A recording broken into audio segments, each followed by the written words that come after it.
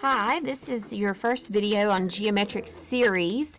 Hopefully you have watched the YouTube video link that I posted that derives the equation for geometric series, so you can see where it's coming from.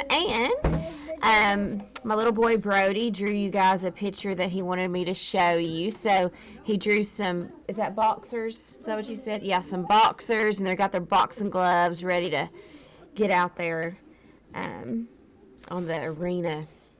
So let's turn back over and we'll look at what you guys should have already discovered. So a series, as a reminder to you, is the sum of a sequence. And so a geometric series is the sum of a geometric sequence, like we've talked about with arithmetic.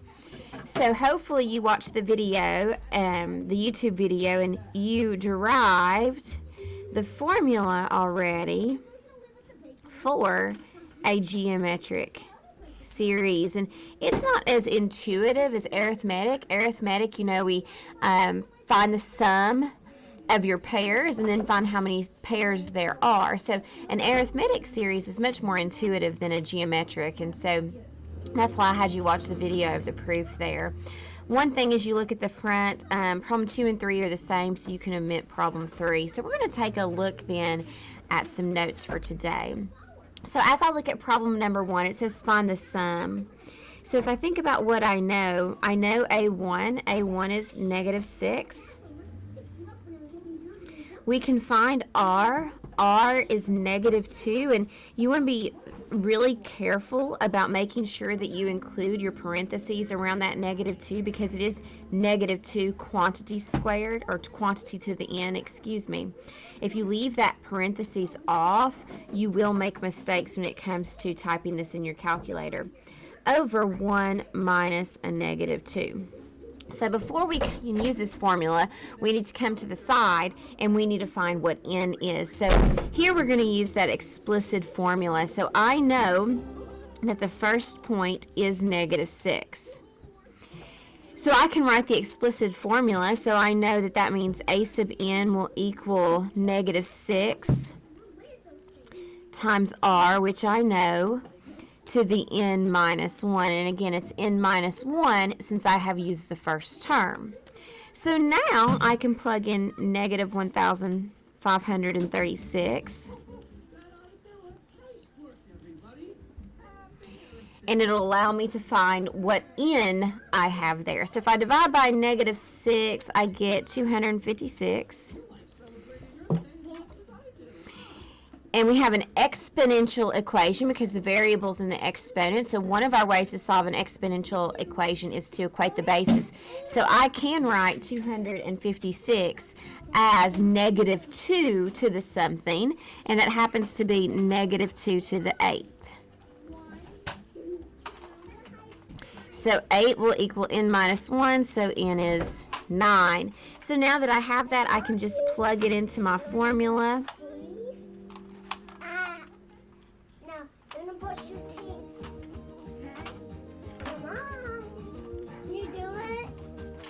Okay, so negative 6 times negative 1 minus negative 2 to the 9th over 1 minus negative. And once you get that set up, you can type it into your calculator. Remember, you have to be really careful about the... So once I plug that in my calculator, I end up getting negative 1,026 as my answer. So let's move to number 2, which is very similar. So let's get me some room here. So I want to find the sum. A1 is 5. R is 3. I don't know how many terms I'm dealing with. So once again, I'm going to have to come to the side and find n. I can use the fact that I know that this goes through 1, 5. I know R, which is the base of that exponential function, is 3. Using the explicit formula, a sub n will equal 5 times 3 to the n minus 1. And I'm trying to find the value of n for 98,415, so I'm going to plug that in. Then divide by 5.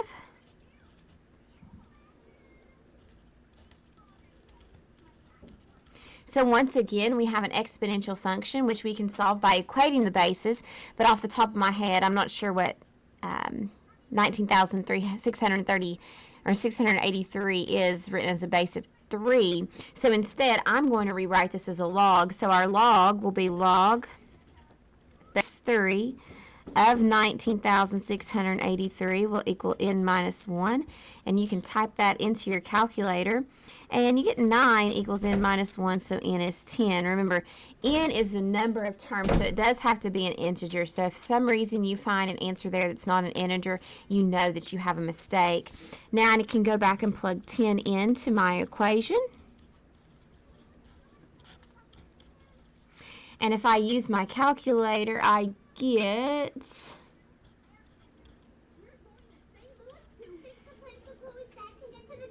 147,620. So let's turn the page and we'll look at our next couple examples. So just like with the arithmetic series notes, I have a couple of answers here for you that I want you to try. You can certainly stop the video and try 4, 6, and 8. So that way you can see if you're getting them correct. Remember, to get the most out of your learning, you want to try to do this like we would do in class. And in class, we would stop and let you work for a few moments on what you have here. So this first formula, and we're not going to write this in summation notation, so I'm going to mark that out. So in this first equation, we're trying to find S sub 8. We know A1. We know R. We know n, so actually we know everything we need for this. So this is really practicing typing this stuff in your calculator, and I want to make sure that I kind of give you a hint here. What I type in is I would do the 1 minus 1/2 to the 8th first, then multiply that by 70, and then divide that by 1 minus 1/2. And so when you do that, you get 139.453 as your sum of the first 8 terms. So let's look at example 6. So this time I know the sum. We also know A1, or we need to find A1. We know that we'll be multiplying by 1 minus 3, and we do know n. It's in our problem, so that's 10 over 1 minus 3. So 1 minus 3, that's negative 2, which means I'm going to multiply both sides of this equation by negative 2.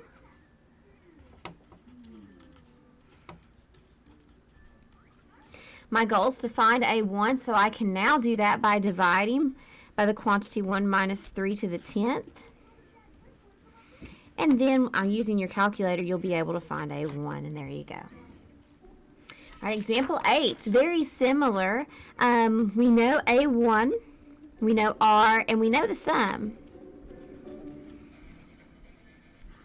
So I know the sum, I know A1, I know I'll have 1 minus 3/2. I don't know n over 1 minus 3/2. So I'm going to go ahead and multiply both sides of the equation by a negative 1/2 to get rid of the fraction on the right-hand side. And so I get negative 31,525 over 256, or yes, 256. Equals 5 times 1 minus 3/2 to the n. Let's divide by 5.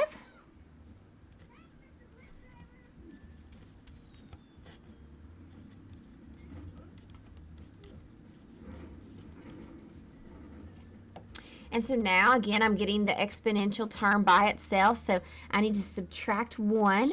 So I get negative 6,561 over 256 equals negative 3/2 to the n.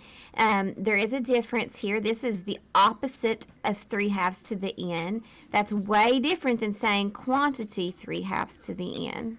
So as a reminder, parentheses are going to be really important in these problems. And the reason here that's important is the negatives can cancel each other out, or you could divide both sides by -1, however you want to look at that.